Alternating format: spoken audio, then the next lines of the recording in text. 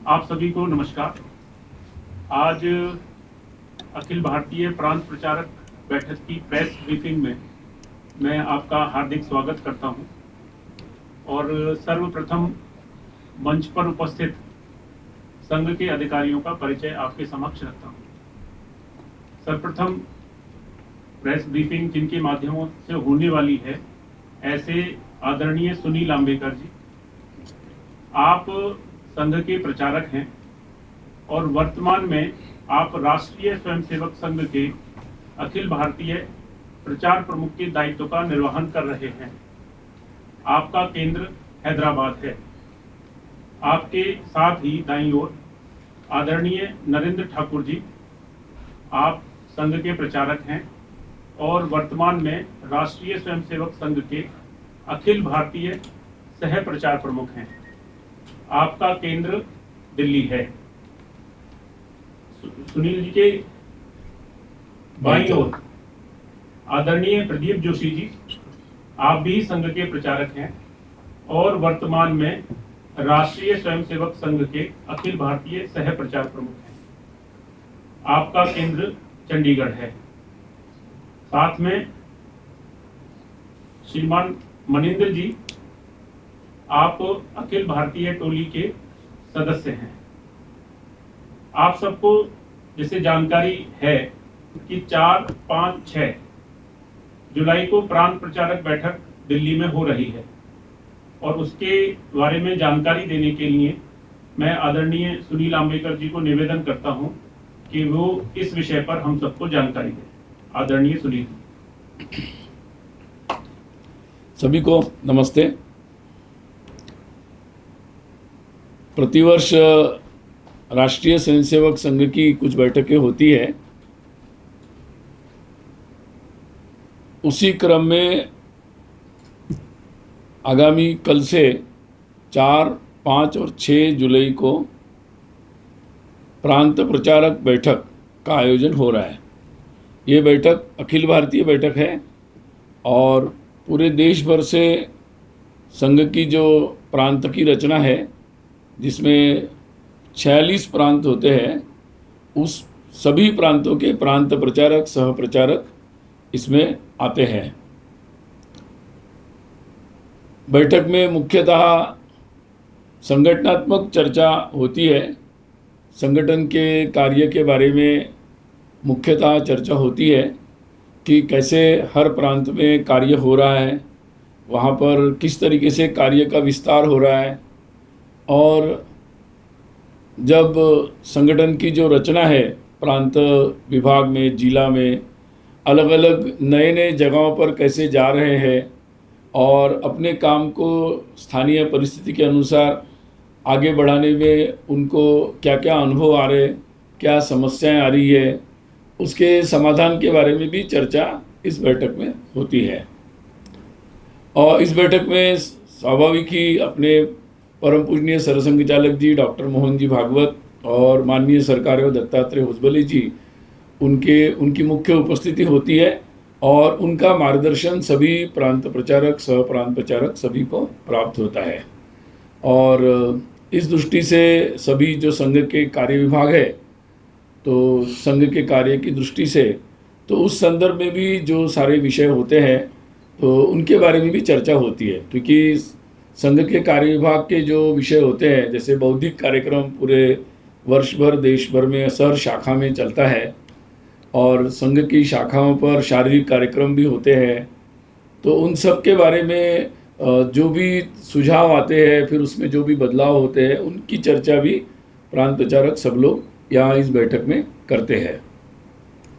स्वाभाविक ही इन चर्चाओं के साथ फिर कार्य विभागों के प्रमुख रहते हैं, तो उसमें जो भी बदलाव होंगे उसकी भी चर्चा उनके साथ होती रहती है समय समय पर। अभी विशेषकर जब जुलाई में सभी इस बैठक के लिए आते हैं, तो वो संघ के जो प्रशिक्षण वर्ग है उनको पूर्ण करके आते हैं।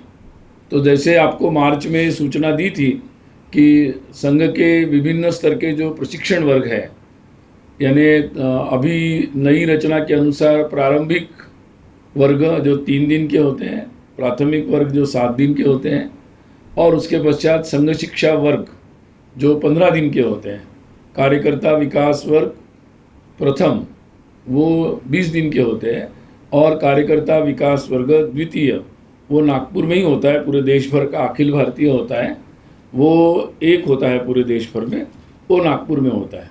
तो लगभग इस वर्ष ऐसे सारे जो वर्ग है तो 100 वर्ग का आयोजन इस वर्ष संपन्न हो चुका है।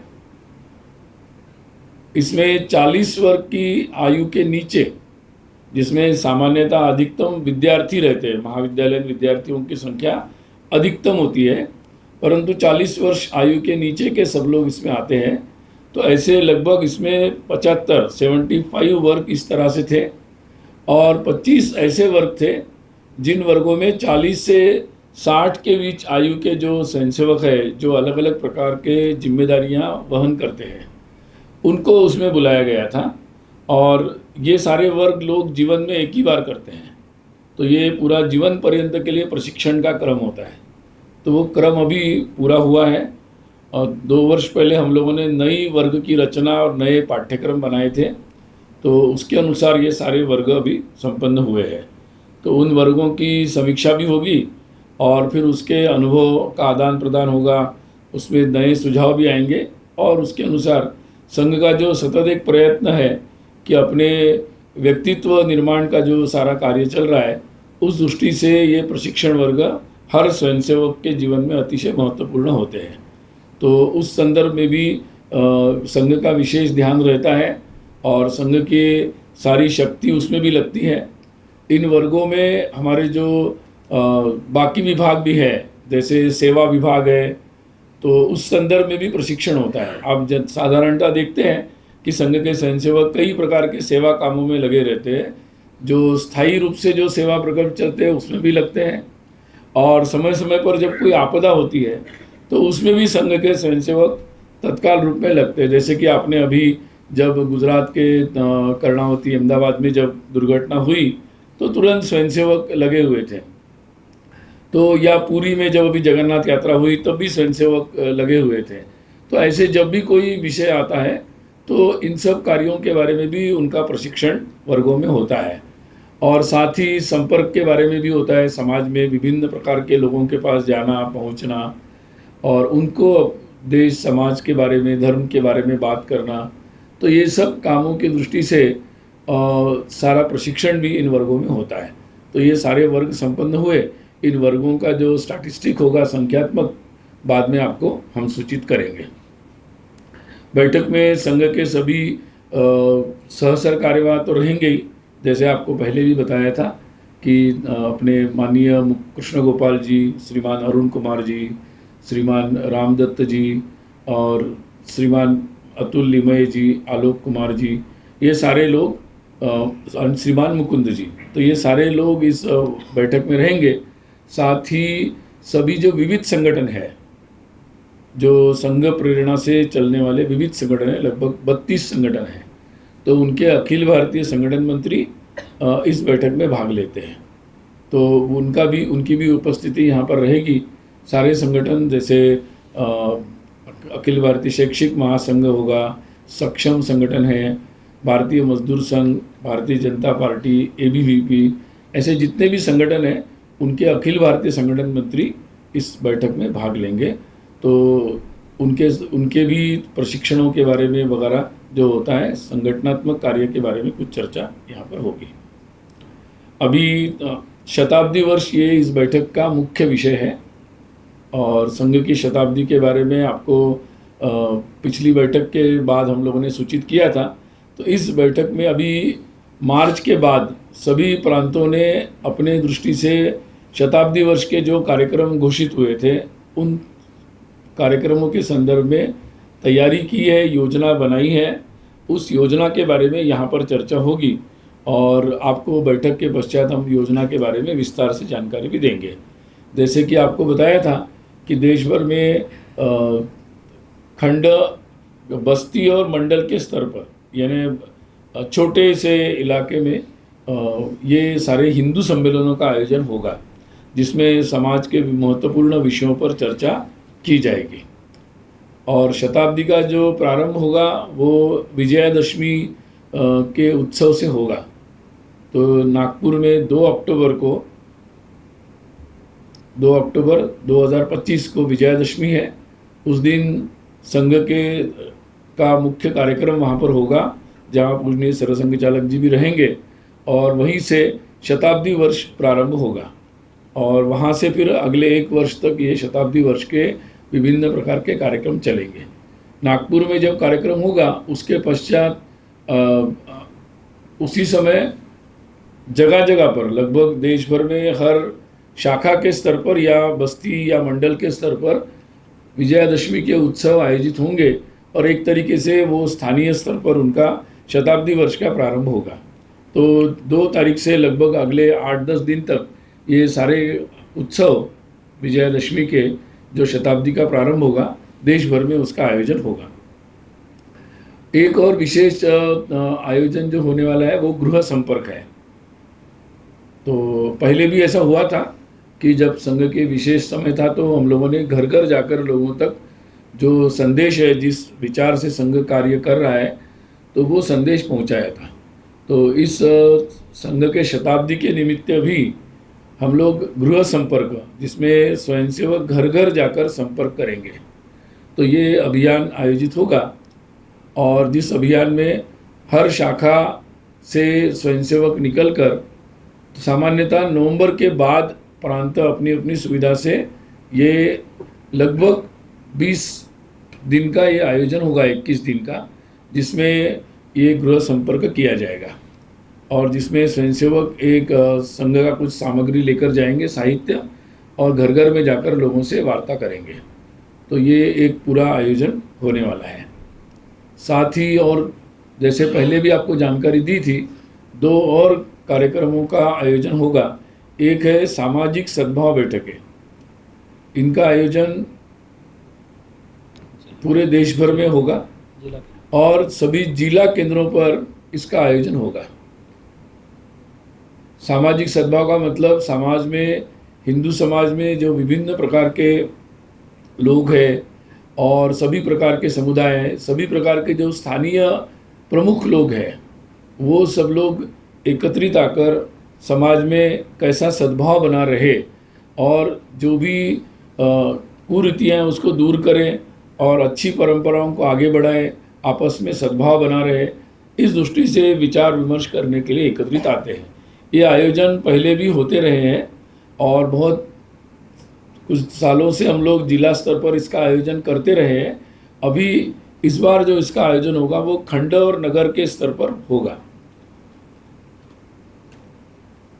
साथ ही और एक कार्यक्रम का आयोजन होगा जिसमें प्रमुख नागरिक गोष्ठी, यानी समाज में जो अलग विभिन्न प्रोफेशंस में या समाज में जो प्रमुख लोग हैं और जिनके साथ जो वर्तमान में जितने सारे विषय चर्चा में आते हैं, राष्ट्र के हित में, समाज के हित में और हिंदुत्व के संदर्भ में, तो उन सब विषयों पर और जो आगामी भारत की जो चर्चा हो रही है कि किस तरीके से हमारा देश आगे बढ़े और उसमें सबका सहभाग हो, तो ऐसे प्रमुख विषयों पर चर्चा करने के लिए सभी जिला केंद्रों पर, सभी जिलाओं में ऐसी गोष्ठियों का आयोजन होगा।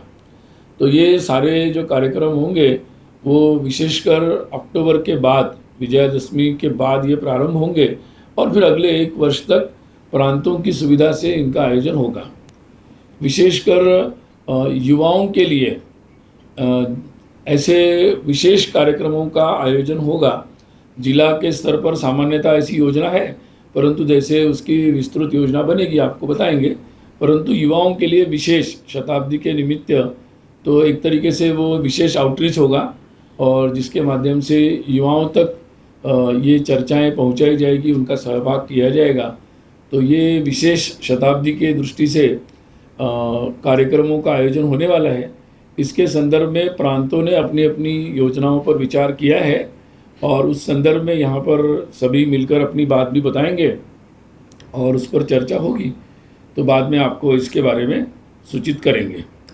बाकी जैसे हर वर्ष होता है कि इस वर्ष शताब्दी के बहुत सारे कार्यक्रम हैं, तो उस दृष्टि से विशेषकर पूजनीय सरसंघ चालक जी का जो प्रवास होता है अलग अलग कार्यक्रमों के निमित्त, संगठन दृष्टि से भी प्रांतशाह प्रवास होता है, तो उसकी ज़रा विशेष योजना इन कार्यक्रमों को ध्यान में रखकर की जाएगी और उसकी भी चर्चा यहाँ पर होगी और उसकी निश्चिति साल भर के उनके यात्रा की हो जाएगी।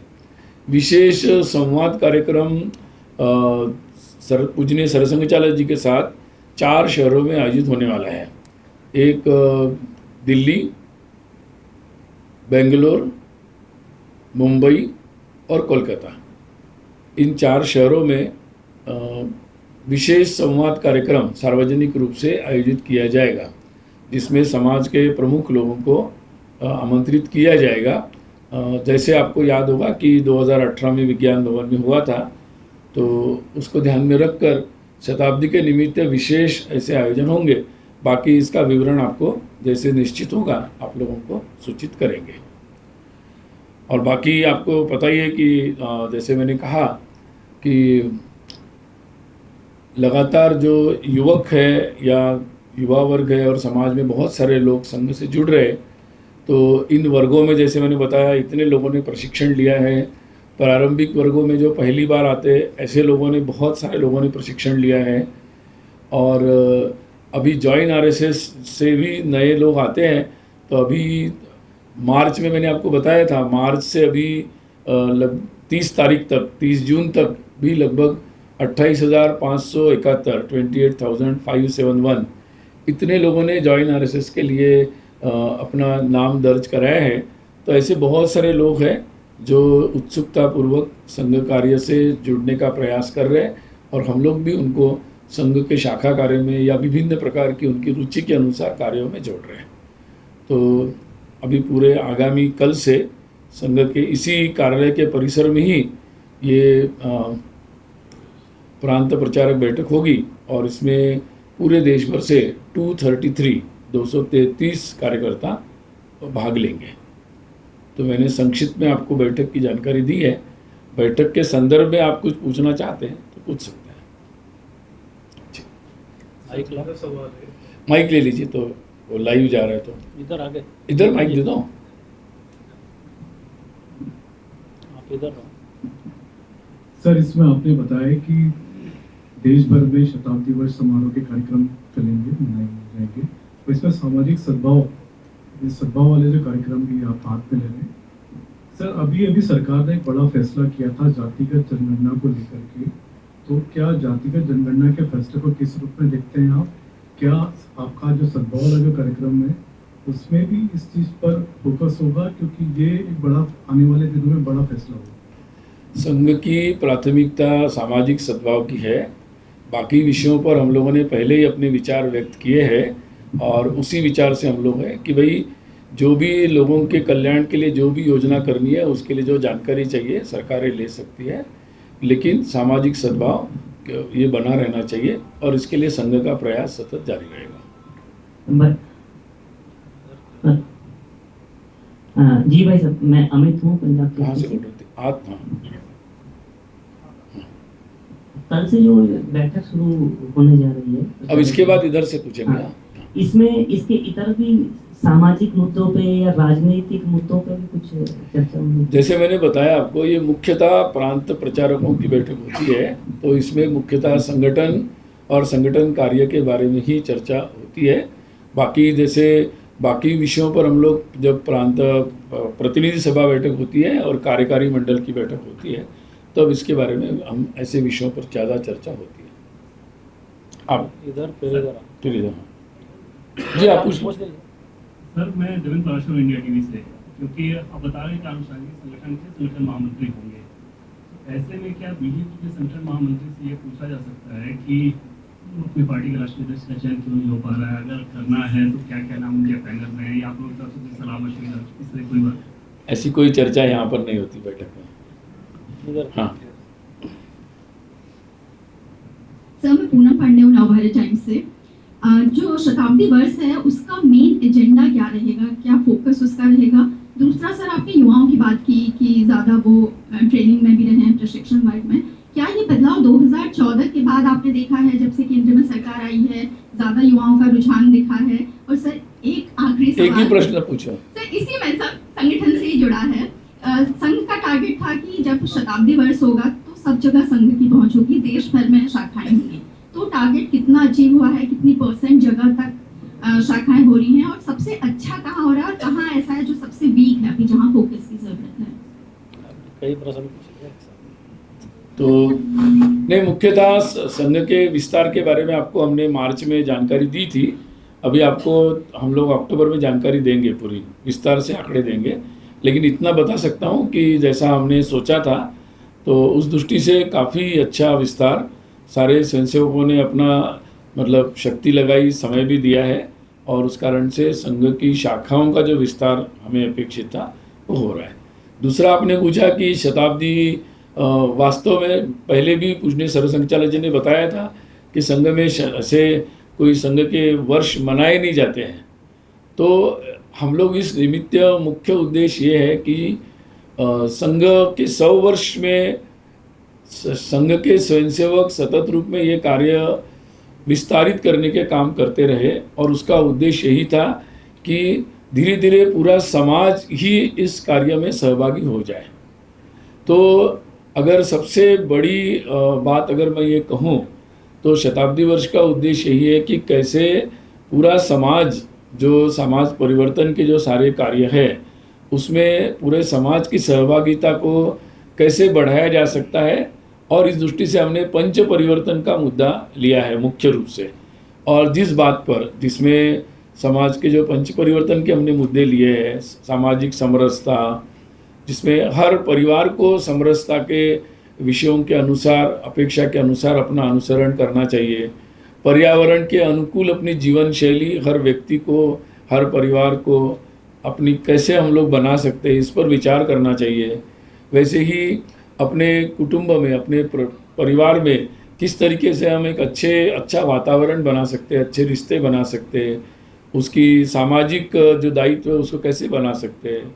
तो इन बातों पर हमारा स्व के आधारित जीवन कैसे बन सकता है, नागरिक कर्तव्यों का प्रशिक्षण और उसका संकल्प कैसे हो सकता है।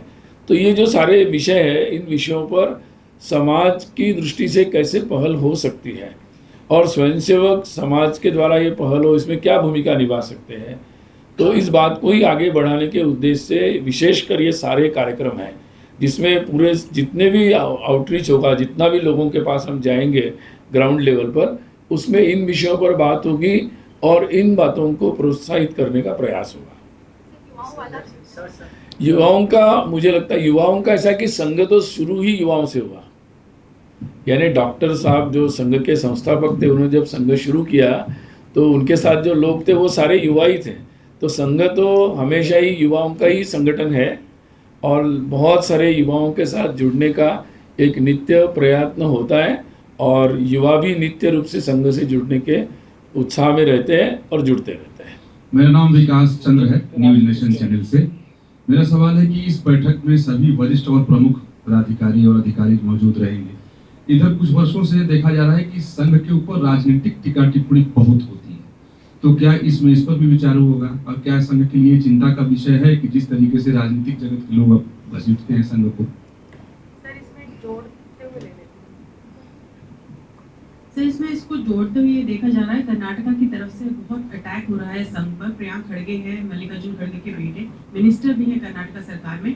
उन्होंने कहा है कि अगर हम सत्ता में आते हैं संघ को बैन कर देंगे। कांग्रेस की सबसे बड़ी गलती थी संघ से बैन हटाना, और कैंसर से संघ को इक्वेट कर दिया है। किस तरीके से इन बयानों को देख रहे हैं आप?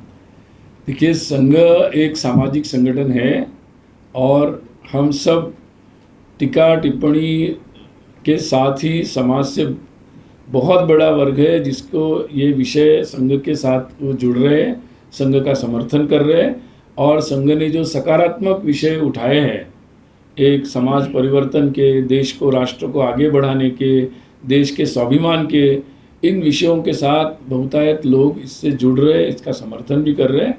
और मुझे लगता है कि हम अपने काम को निश्चित रूप से जो लोगों का समर्थन मिल रहा है, उससे लोग इस बात को कैसे देखते हैं या संघ को कैसे देखते हैं, इसके बारे में मुझे लगता है बहुत सारी बातें स्पष्ट हैं, और समय समय पर इन बातों पर हम जब आवश्यक होता है तो विचार करते रहते हैं। इधर मैं टाइम्स नाउ नव भारत से हूँ। कांवड़ यात्रा को लेकर कई राज्य सरकारों की अपनी गाइडलाइंस है, बावजूद इसके ये देखा गया है कि कुछ लोग नाम छुपाकर, धर्म न बताकर काम कर रहे हैं। और पहलगाम में जो आतंकी हमला हुआ था उससे इसकी तुलना की गई है कि भारतीय जनता पार्टी जो रूल सरकारें हैं वो भी धर्म पूछकर इस तरीके से कार्य कर रही है। इस पर संघ की क्या राय है, आप क्या सोचते हैं? मुझे लगता है कि आज का हमारा जो आयोजन है वो मैं केवल बैठक का ब्रीफ करने के लिए आया हूँ, तो आप लोग उसी पर सीमित रहेंगे तो ज़्यादा अच्छा रहेगा। बाकी मुझे लगता है कि देखिए, देश में धार्मिक आयोजन, हमारे देश में बहुत बड़े बड़े आयोजन होते हैं और बहुत सुचारू रूप से होते हैं। हमारे बहुत बड़े बड़े मंदिर हैं जिसमें लाखों लोग आते हैं, उनके भी आयोजन बहुत सुचारू रूप से होते हैं। बाकी प्रशासनिक मामले हैं, हमारे देश में न्याय व्यवस्था है, बहुत सारी व्यवस्था है, तो मुझे लगता है कि पर्याप्त जगहें हैं इन सब बातों का विचार करने के लिए। बाकी सामाजिक स्तर पर सद्भाव बना रहे, इसके लिए हम सतत रूप में ज़मीन पर प्रयास करते रहते हैं। एक और बस अभी मुझे लगता है कि पर्याप्त हो गया। बैठक का ब्रीफ है आज। जी जी, बैठक से ही के संदर्भ में बैठक से जोड़ के पूछेंगे।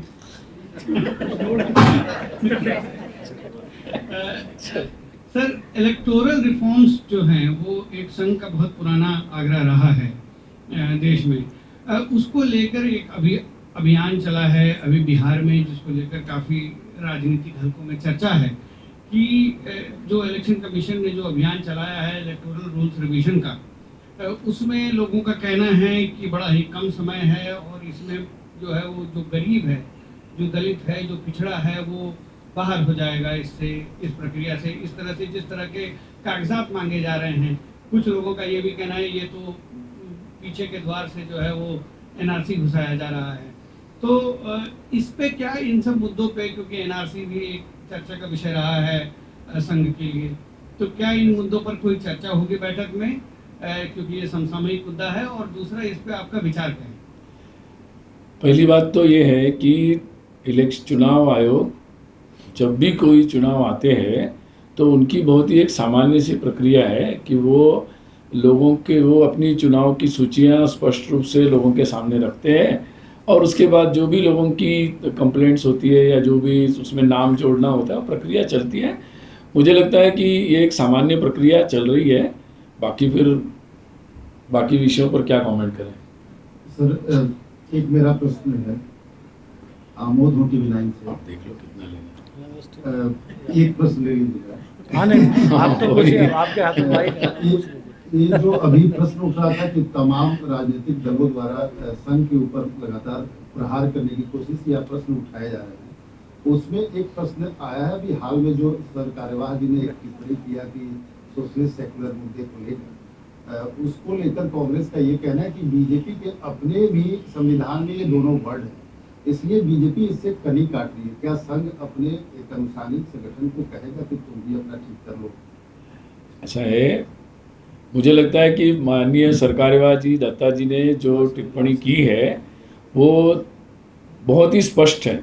उन्होंने जो 50 वर्ष आपातकाल के 50 वर्ष होने पर आपातकाल में क्या क्या घटित हुआ, जैसे जेलों में लोगों पर अत्याचार हुआ, वैसे राजनीतिक तौर पर क्या बातें हुई, संविधान के साथ क्या अत्याचार हुआ, तो उन्होंने सभी प्रकार के जितने अत्याचार थे उनका स्मरण किया है।